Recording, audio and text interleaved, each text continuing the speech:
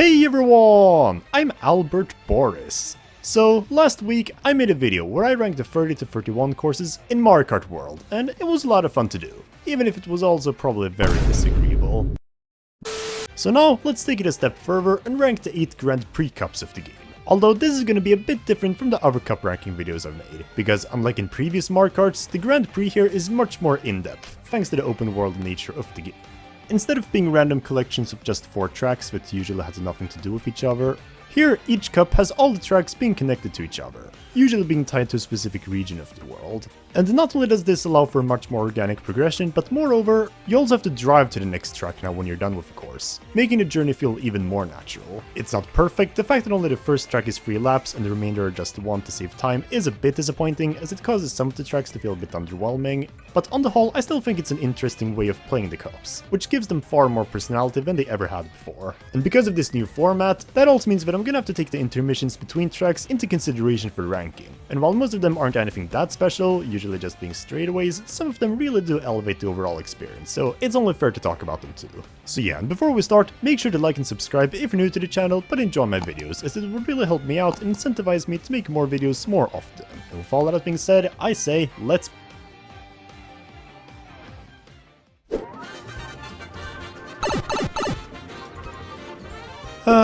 okay, so this one probably won't come as a surprise. Coming in for last place, the worst cup by far and the only one I don't think is really good, is the Shell Cup. And it's unfortunately for a very simple reason. It's the only cup in the game to not only lack any standout courses, but it also contains the single 2 worst tracks in the game, both of which are downright awful. One of them opening up the cup is Koopa Troopa Beach, and good lord is it boring.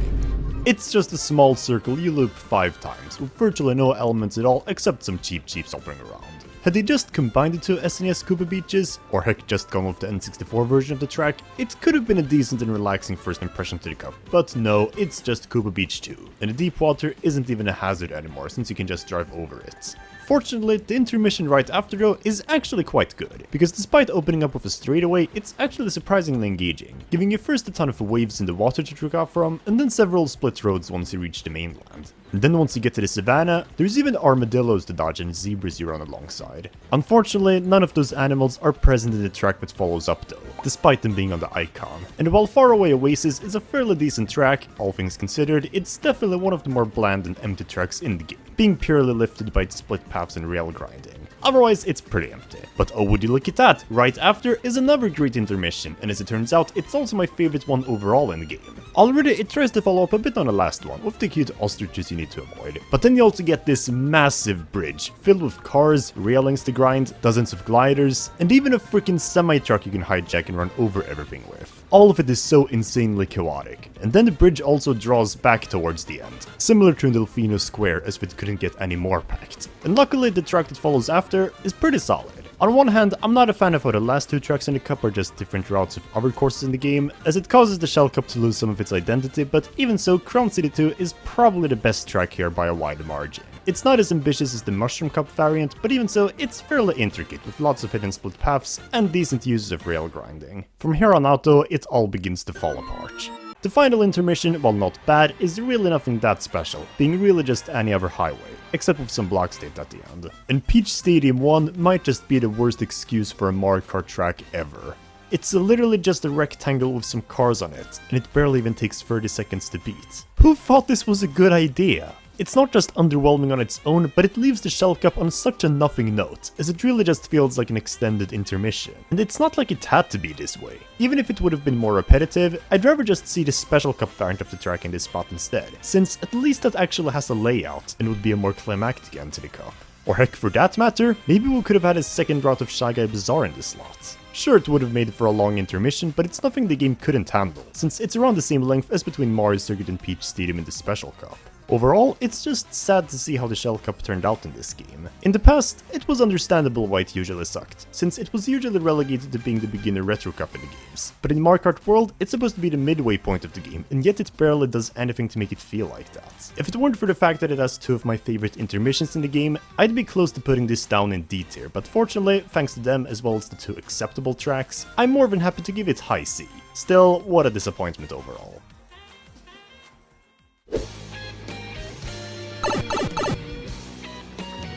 Next at number 7, this placement was much harder to decide on, as from this point on, all cups are fortunately really good, but in the end I ended up putting the Mushroom Cup here. Like always, this is still the beginner cup of the game, containing the easiest and most lenient tracks, but for being the tutorial cup, it's a damn good one considering the standards. Already, Mario Bros. Circuit is probably the best starter track in the series, thanks to not only sporting a more unique aesthetic, being set in a mesa desert, but it also manages to introduce us to most of the new mechanics of the game in incredibly engaging ways, with even a split path near the end that features a glider. Likewise, the first intermission track ever is also acceptable for what it is. On the surface, it's kinda boring, being just a highway, but it still manages to keep itself somewhat exciting, with plenty of power lines to grind on, and again, another split path at the end with a glider. Plus, 2 of the songs they can play here are remixes of Sky Station Galaxy and Jump Up Superstar, both of which perfectly set the mood for an exciting journey moving forward.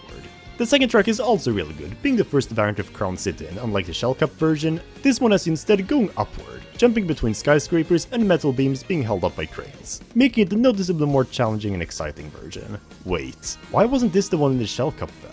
Oh, whatever. The second intermission right after starts a bit more basic at first, but then quickly gets interesting as you enter this cargo freight area with trains to drive up, as well as rails to grind on, which perfectly leads into the third track, Whistle Stop Summits. Already, I think rail grinding is one of the most satisfying new gimmicks introduced in this game, and this course pretty much perfectly utilizes it to its fullest potential, with tons of split paths and a fun train hazard you need to be careful of. And it only gets even more exciting after that, as the day turns to night, and you make your way to a giant rocket launch site with the final track, DK Spaceport. I mentioned earlier that most of the tracks unfortunately suffer from only being played for one lap in Grand Prix, but this one is a steady exception to the rule, being divided up into 6 different sections. And while it's a little basic on its own, in the context of the Mushroom Cup, it's a pretty epic finale that slowly builds up in difficulty as you make your way up. In fact, it almost feels like a boss battle, with how Robo DK constantly tries to thwart your progress. Which also makes sense considering it's directly based off of the arcade Donkey Kong game. It really helps this cup as a whole to feel like a complete journey, something that's actually surprisingly lacking in most of the other cups here. Overall, this is definitely the best Mushroom Cup in the series, even topping the one from Mario Kart Wii, with 3 of the courses being incredibly solid and the one that's not still being fine. Obviously, it's not ambitious enough to be any higher, as it's still very much on the simple side, and there's not really as much color to these tracks as in future cups, but considering everything, it's definitely a solid one that deserves to sit in B tier.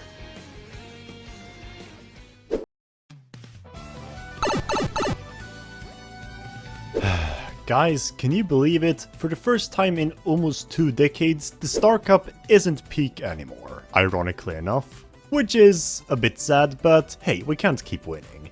Fortunately, it's still a pretty good cup though, despite only securing 6th place, but I can't deny that I was definitely a bit disappointed by it. When I first saw the track selection for it, I expected it to be a fairly enchanting and magical bunch of snowy and cold tracks. And while the vibes are definitely still that, and the strong suit of the cup, the courses are very average by this game standards. Take the opener track DK Pass for example. Like, it's good. I like the relaxing ski resort theme, and the layout is a bit twisty and technical, it's just that that's also it. Luckily, the intermission right after, while being very wide and easy, is pretty epic, having you scale this giant mountain that leads up to the next course, Starview Peak.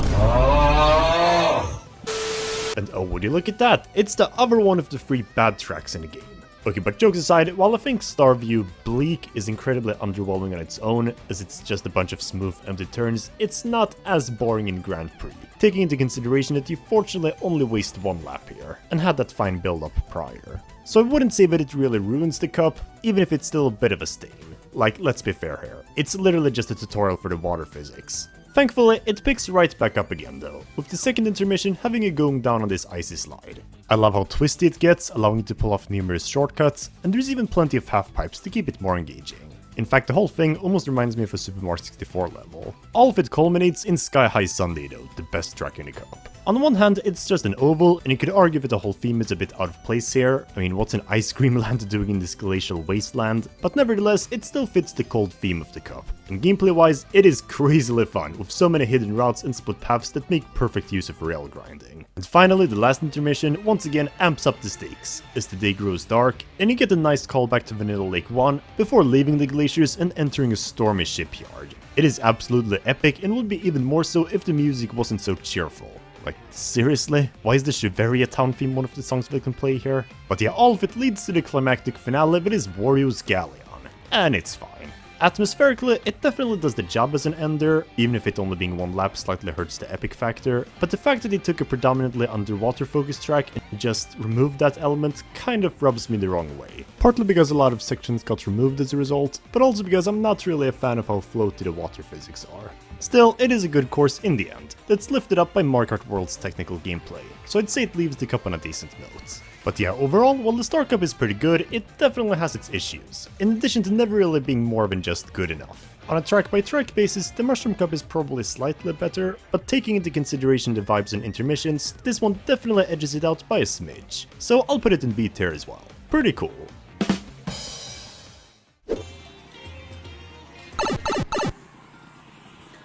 The Flower Cup at number 5, composed of all retro tracks, is another one that I initially expected to be a bit higher, and to be honest, it did kinda hurt me to put this one so low. Because unlike the last 3 cups, this one not only doesn't have any bad or mediocre tracks, but it's also set in the game's desert region of the map. And not just any desert, but a Sarasaland themed one, based on Super Mario Land. And if you know me, you know I love that game for how wacky its themes and enemies are. Unfortunately, the first track here, Desert Hills, leans fully into that game's fan service. I always thought this track was kind of bland originally, but even though this version is way more flat, it's strangely more engaging as well. There's a few more split path options and shortcuts, the big open area has a ton of sand dunes to trick off of now, and oh my, I can't forget the Easter Island heads, my beloved. I love that these goofy goobers finally made a return to the series with this course, and the fact that for every lap more and more Toko Tokos will run around the starting area gives the track a fun dynamic change as well, making it fitting for the opener course of the cup. And the intermission right after is fairly exciting too, throwing you first into a twisty cave with fire snakes jumping around, and then later this huge glider section with a sandmark jumping through, and while it's a little long and unengaging, it's a good place to practice your tricking while in midair. And as the sun sets on the horizon, you make your way to the glorious Shy Guy Bazaar, and oh yeah, this is kingly.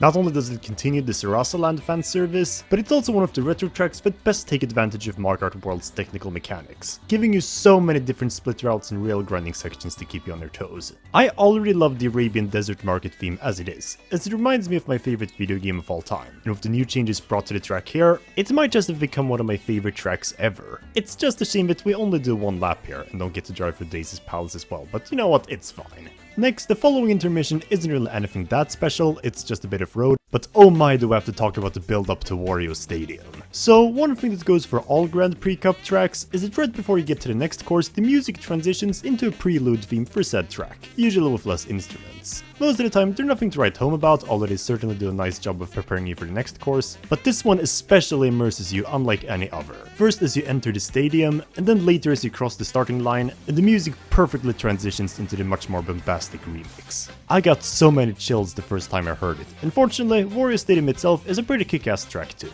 It's not the most innovative course ever, but since it was the last N64 track left to be remade for the first time, it's pretty deserving of being here, and nevertheless, it's a fun gauntlet of different ramps and walls to trick off from. On one hand, it's a bit sad that the layout was shortened down so much, but to be fair, it's also understandable since you only do one lap and the original version was way too long. So I still definitely like this version more. Finally, the last intermission takes us through a dried out canal as we approach the volcanic region of the map, and it's kind of boring. I mean, sure, there's some chin-chomps rolling around, but it's pretty much just a wide straight line, and there aren't really any things to trick off from either, aside from these two faraway pipes at the start. Fortunately, all of it is still a pretty climactic build-up for the finale of the cup, Airship Fortress. And it's, I mean, it's good. I love that they finally brought back the purple sky for it, as it makes the track more ominous. And the theming is one of my favorites in all of Mario Kart, for how dangerous it is, but this track is also arguably the biggest victim of Grand Prix tracks only being one lap. It's already lame how you can just skip half the track by grinding along the edges, but come on, with a theme as epic and dangerous as this, it deserved to be a full 3 laps. As it is, it just feels like it ends out of nowhere, especially since the foreboding music doesn't get truly epic until the last lap version. It's like it took any final boss from a Mario game but just ended it after the first phase. So yeah, unfortunately, despite the Flower Cup's consistent quality, it ends on a somewhat underwhelming note that prevents me from putting it in the top half of the list. Still, I do enjoy it very deeply, and it was also the first cup I ended up playing in the game, so I do have a certain bias for it. So I'll put it in B tier like the last 2 cups as well.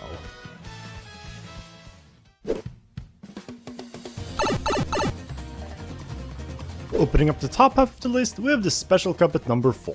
After so many years, the Special Cup finally manages to live up to its namesake again. After how mediocre it was in Mario Kart 7 and 8 Deluxe, I'd lost almost all hope that the Special Cup could ever get back on track again. And admittedly, it seemed like this one would be no different, with fucking Mario Circuit just chilling there. But actually, while it's still far from perfect, this is definitely the strongest the Special Cup has been in a long time.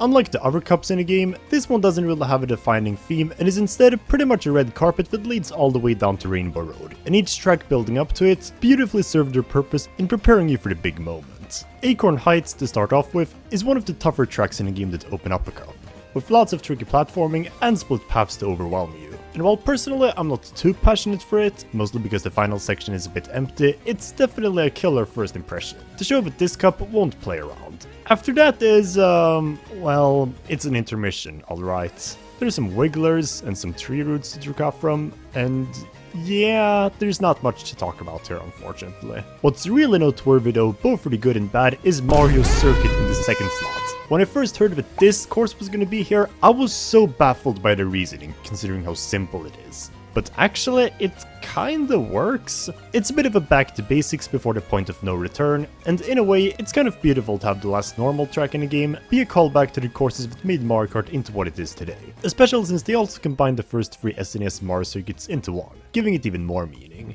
And the next intermission is also average. It's... Okay, so despite being a full 4 laps, it actually doesn't feel as long or sluggish as you'd think. Which is kinda shocking because there's also nothing unique at all about it. It peaks at the glider section at the start, where you can see the silhouette of Peach's castle, and after that it's pretty much just road. And also Moo Moo Meadows, which, not gonna lie, that feels a bit anticlimactic to be here. But who cares, because right after, it immediately picks the pace up again as you approach Peach Stadium. And this time, it's the real thing, and not whatever the measly Shell Cup had. And it's really epic. The aesthetic is kinda uninspired, but I love how it really feels like an ultimate test of your skills with its sharp and narrow roads, as well as its far more challenging uses of rail grinding. It's almost like it's testing you if you're truly worthy of entering Rainbow Road. And then, after all this time, you finally have your reward, as the now literal red carpet leads you to the launch star that will finally send you to the real deal. And oh my, has this got to be the most cinematic Rainbow Road of them all. It's not traditionally difficult, but instead is more of just a journey, which is fine since the real test of skills was before, and this is just an enchanting ride where you can reminisce about your Mario Kart memories. That's not to say I don't want the challenge, in fact the lack of it is probably the biggest issue of the track, but it's still a beautiful ending to the game, containing 5 minutes of pure joy. So yeah, as you can see, I really enjoyed this Special Cup, and I'm so happy that it's finally great again. Funny how this and the Star Cup almost switched places in terms of quality. However, I still cannot be any more generous than to put it at the bottom of A tier, because as amazing of a journey as it is, it can't be understated that I still find the first half of the cup to be a bit bland. The intermissions are all simply just existent, I'm not too passionate for the first 2 tracks personally, and the lack of an overarching theme does remove a bit of personality. Unless you want to count that as planes, which that's also boring. Again, on a course-by-course basis, the Flower Cup is maybe a bit more enjoyable, but when you consider everything, nothing in Mario Kart has ever come as close to feeling like an epic journey as this one has. And I still love the passion put into it, so yeah.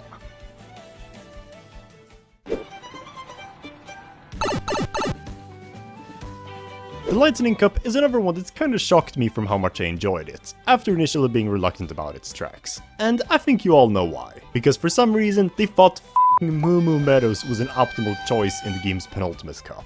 But then I realized they didn't care about difficulty, and the Lightning Cup is more so just supposed to be industrial themed, starting off with a gentle dairy industry before nature eventually gets completely overtaken. Which, you know what? That's an interesting progression. And the rest of the cup is still challenging, so whatever. And guess what? Moo Moo Meadows is still a great course. It's on the simple side, sure, but it's also just one of the most joyous and pleasant Mario Kart tracks there is, making not only for an enjoyable first impression, but also nice contrast to once the cup gets more intense. And it sure does quickly. The first intermission isn't anything special, aside from a callback to Choco Island 1, however Choco Mountain right after is one of the coolest remakes to come out of this game.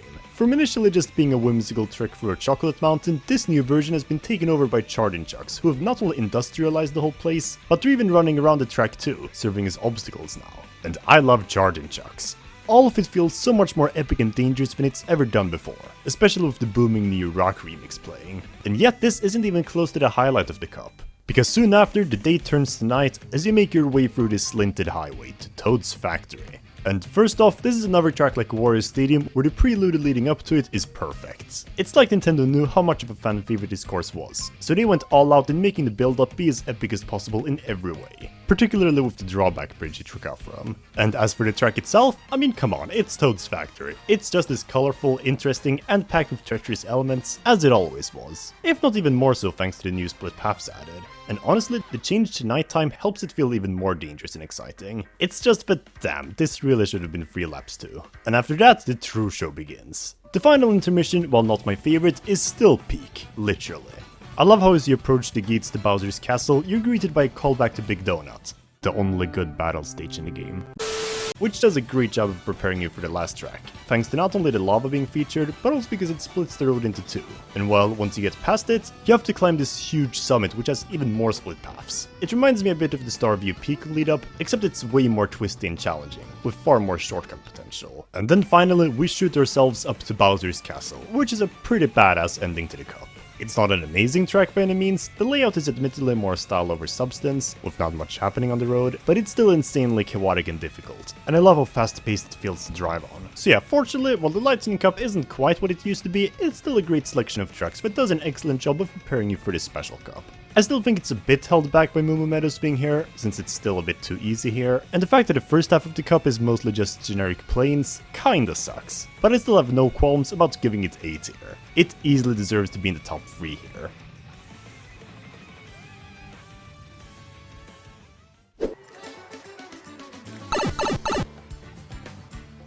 Now we're getting to the truly amazing stuff, however. The top 2 of this ranking are almost equally flawless to me, and honestly, it could have gone either way, but at number 2, I've decided to put the absolute godsend that is the Banana Cup here. How do they cook so hard with what is usually one of the worst cups? Oh yeah, that's right, it's not the beginner retro cup anymore. They didn't just deliver, but in fact this is also one of the only 2 Mario Kart cups to have all 4 of its tracks be S-tier masterpieces. And no, the other one is not number 1 on the list. Already though, Peach Beach is easily the best opener track in the entire game. Not just from a quality perspective, but also because it takes perfect advantage of being the only 3-lap course here. At first it's nothing special, just a kind of boring oval since the water isn't really hazardous anymore, but then it completely throws me off the table when the last 2 laps take you through an entirely new route. Not only does it give the track so much more gameplay and scenic variety, but the new areas are actually shockingly fun to traverse as well, making great use of rail grinding and wall jumping. And the rest of the cup does not disappoint either. Salty Salty Speedway, while it's more basic, is a soothing ride for a Venice-inspired canal town, with plenty of fun split roads as well. And Dino Dino Jungle is another super cool remake, turning the whole prehistoric jungle theme into a research lab center, giving us even more dinosaurs roaming the grounds in the process. And while on one hand it's another track that's hurt by only being 1 lap, since with 3 laps, more dangerous dinos show up as the race goes by, it's a fairly trivial nitpick, and the trade-off in Grand Prix is just that all of the dinos show up at once, which makes it a chaotic race in its own right. Oh yeah, and then there's Great Question Block Ruins. Terrible name aside, what an absolutely magnificent journey through an abandoned sky temple. It's one of the best and most technical tracks in the series, and manages to hit all of the marks I look for in a race course. So why is the Banana Cup not number 1? Well, you may have noticed that I haven't really talked about any of the intermission courses yet, and well, that's because they're just there. Not bad, but nothing too memorable either. The first one I could genuinely not tell you a single exciting thing about. I know you drive on a beach side a bit, but that's also it, and it's kinda over before it even starts. The second intermission has this cool waterfall section halfway through, where you can trick off of rocks, and it's cool that dinos show up as you approach the next track, but otherwise there's nothing to write home about here either. And same for the last intermission. It has a wild T-Rex at the start, and then it's just some jungle cruising. It's still an absolutely amazing cup that deserves S tier, but the best cup in game has not only a similar quality for its tracks, but even the intermissions rock there.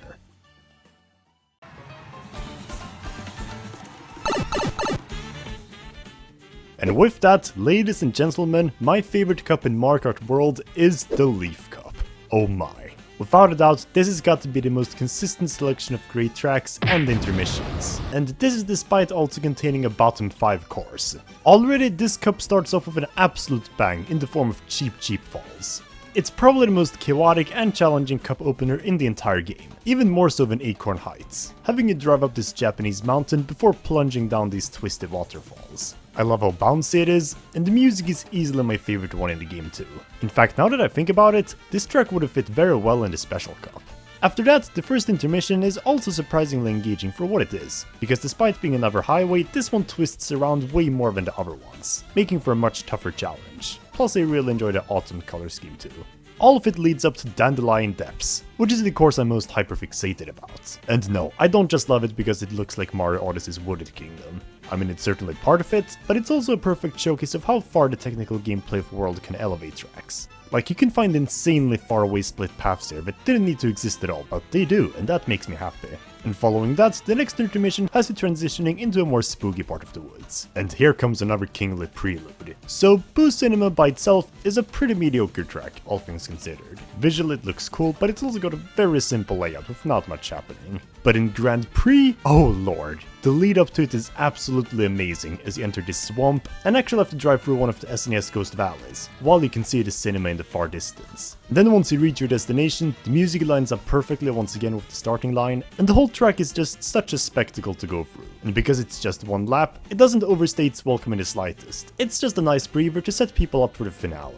So yeah, it kinda slaps. Good job, Boo Cinema. And in case you wondered, yeah, the final intermission also slaps. I like how as the night clears up, you have to make your way through another Ghost Valley, before you glide across Acorn Heights and drive on a bridge above it that splits in two. It works as a nice tease for the special cup in addition to just being plain fun and exciting. And then shortly after, it transitions rather abruptly into the lava region, where you'll play your last course, Dry Bones Burnout. And I'm just gonna say it right now, this is my favorite course in the game. I love how many split paths it has, making it insanely replayable, and the Mexican-inspired aesthetic breathes much needed life into what is an otherwise oversaturated lava theme. It's just perfect, and while 3 laps would have enhanced the split path gimmick, it works enough with 1 lap too, as the atmosphere still does a good job of capping off the cup. It's not like Airship Fortress, where the music clearly makes it feel like there should be an additional 2 laps. Honestly, sometimes I feel like they should have swapped this with the Lightning Cup on the cup select menu, since this one is clearly much more challenging and would be a more satisfying preparation for the endgame as a result. But yeah, the Leaf Cup is no doubt the best one in the game. It was a close call between this and the Banana Cup, but even though that one has the better tracks overall, this one is just more well-rounded on the whole. All in all, it is absolute cinema and will remain that way for years to come. And that, my friends, concludes my full ranking of all the Grand Prix Cups in Mario Kart World. This is by far the most fun I've ever had when discussing cups in Mario Kart. The fact that they're more than just track collections now and are actually their own fully fledged journeys that sometimes even tell a story, gives them so much more depth that makes it not only more fun to talk about them, but more importantly to play through them as well. Even if it also meant that this video ended up being around 30 minutes long. It's a miracle I was able to get through this. And Odyssey Central did it all in 3 days? Wow. But yeah, in the end, all of this is just my opinion. But what is your ranking of the cups in the game? Did you agree with me or not? Let me know in the comment section down below what your favorite cup is, and if you had fun watching the video, consider liking and subscribing to stay tuned for even more Mario videos from me. And make sure to join my Discord server, Greenpipe City, as well as my Twitter and Patreon for more updates, and I'll see you all soon. Until next time.